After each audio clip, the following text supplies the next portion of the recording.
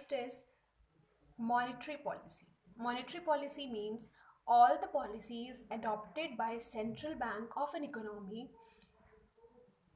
In the direction of credit control और money supply. मतलब जो भी पॉलिसी सेंट्रल बैंक यानी कि आरबीआई इकोनॉमी में करती है सो दैट क्रेडिट कंट्रोल हो सके या मनी कंट्रोल हो सके, मनी सप्लाई में कंट्रोल लग सके, उसको बोला जाता है मॉनेटरी पॉलिसी। मॉनेटरी पॉलिसी को दो कैटेगरी में बांटा गया है, क्वांटिटेटिव और क्वालिटेटिव। सबसे पहले we will discuss quantitative instrument, जिसमें हम टोटल 4-5 चीज़ों के बारे में पढ़ेंगे। सबसे पहले क्वांटिटेटिव इंस्ट्रूमेंट डिस्कस करते हैं। तो पहला क्वांटिटेटिव इंस्ट्रूमेंट जो है दैट इज रेपो रेट। अब ये रेपो रेट क्या होता है? आप सब एज अ पब्लिक लोन लेते हो कमर्शियल बैंक से। आप कमर्शियल बैंक भी किसी से लोन लेता होगा। कमर्शियल बैंक जो है वो लोन लेता है सेंट्रल बैंक से। अब सेंट्रल बैंक इंटरेस्ट चार्ज करेगी बिकॉज वो लोन दे रही है कमर्शियल बैंक को।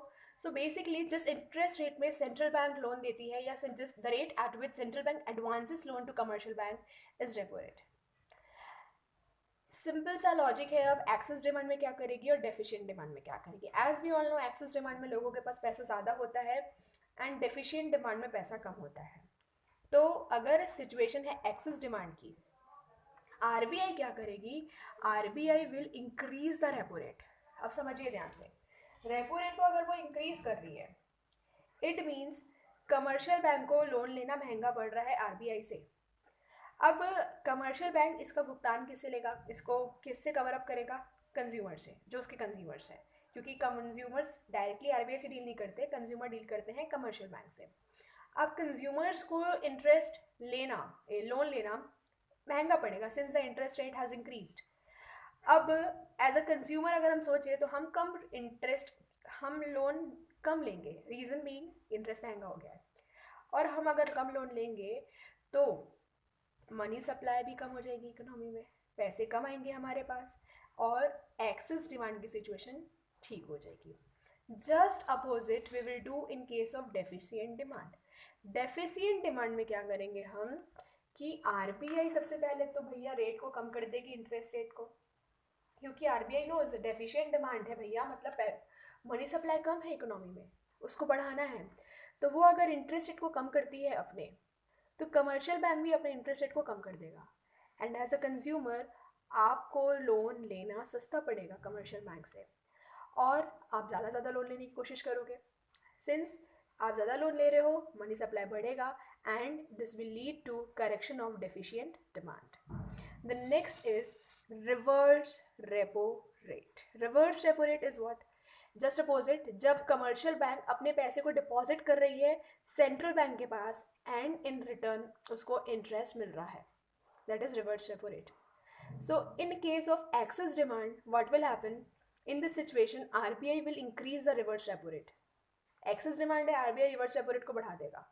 रिवर्स रेपो रेट को बढ़ा देगा, इससे क्या होगा? कमर्शियल बैंक को लगेगा वाओ ज़्यादा इंटरेस्ट मिल रहा है, तो कमर्शियल बैंक अपनी ज़्यादा डिपॉजिट करेगा मनी सेंट्रल बैंक के पास एंड कमर्शियल बैंक के पास पैसे कम रहेंगे। कमर्शियल बैंक के पास पैसे कम रहेंगे तो मनी सप्लाई यानी कि लोन जो है कंज्यूमर्स को कम मिलेगा और जिससे मनी सप्लाई इकोनॉमी में कम रहेगी और एक्सेस डिमांड को ठीक किया जा सकता है। इन case of deficient demand what will happen that RBI will decrease the reverse repo rate. RBI decrease करेगा रिवर्स रेपो रेट तो क्या होगा? कमर्शियल बैंक कम पैसे रखवाएगा सेंट्रल बैंक के पास, जिससे मनी सप्लाई मार्केट में कम हो जाएगी और डेफिशिएंट डिमांड करेक्ट की जा सकती है। नेक्स्ट इज वीआरआर और एसएलआर। गलती से एक आर एक्स्ट्रा हो गया है, सो वीआरआर एंड एसएलआर। सबसे पहले वीआरआर वेरिएबल रिजर्व रिक्वायरमेंट या लीगल रिजर्व रिक्वायरमेंट के दो हिस्से होते हैं, that is CRR and SLR. सबसे पहले सीआरआर क्या होता है? सीआरआर का मतलब होता है cash reserve ratio. What is cash reserve ratio? Every commercial bank is required to keep a minimum percentage of in the form of cash. Total deposit का कुछ हिस्सा हर कमर्शियल बैंक को कैश के फॉर्म में आरबीआई के पास रखवाना पड़ता है, that is known as cash reserve ratio, CRR. अब एक्सेस डिमांड में क्या होगा और डेफिशिएंट डिमांड में क्या होगा? अगर सिचुएशन है सीआरआर की, सो आरबीआई ज़्यादा पैसा अपने पास रखवाएगा, लॉक करना चाहेगा अपने पास पैसा, so this is return in this situation RBI will increase the CRR, वो रेशियो को बढ़ा देगा। इससे क्या होगा? आरबीआई के पास ज़्यादा पैसा रखाएगा एंड मार्केट में जो मनी सप्लाई है उसको कंट्रोल किया जा सकता है।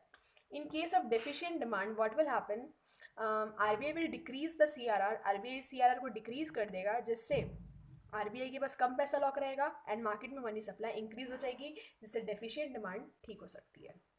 Next is SLR. एसएलआर क्या होता है, हर कमर्शियल बैंक जो अपने पास मिनिमम परसेंटेज ऑफ डिपॉजिट का जो हिस्सा लिक्विड एसेट्स के रूप में रखती है, liquid asset that means cash, gold, securities. अब ये कमर्शियल बैंक अपने पास ही रखती है, बट जो रेशियो है that is been fix by central government. In case of excess demand RBI जो है क्या करता है, एसएलआर के रेशियो को बढ़ा देता है, जिससे अगेन मनी सप्लाई इकोनॉमी से कम हो जाता है क्योंकि ज़्यादा पैसा लॉक है कमर्शियल बैंक के पास। Whereas in case of deficient demand RBI क्या करता है, एसएलआर को डिक्रीज कर देता है, जिससे मनी सप्लाई इकोनॉमी में बढ़ेगी एंड डेफिशिएंट डिमांड को करेक्ट किया जा सकता है। Next is open market operation. Open market operation का मतलब होता है buying and selling of securities in an open market by RBI. RBI जब ओपन मार्केट में सेलिंग करता है या बाइंग करता है सिक्योरिटीज़ को, तो उसको बोलते हैं open market operation. Access demand में आरबीआई क्या करती है, आरबीआई सेल कर देती है सिक्योरिटीज़ को।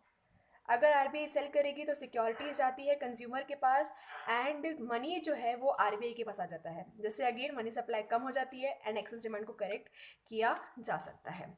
Where as in case of deficient demand RBI क्या करती है, परचेस करती है सिक्योरिटीज़ को, जिससे सिक्योरिटीज़ आरबीआई के पास है और जो मनी है वो पब्लिक, जनरल पब्लिक के पास चले जाता है, जिससे मनी सप्लाई इंक्रीज होता है एंड डेफिशिएंट डिमांड को करेक्ट किया जा सकता है।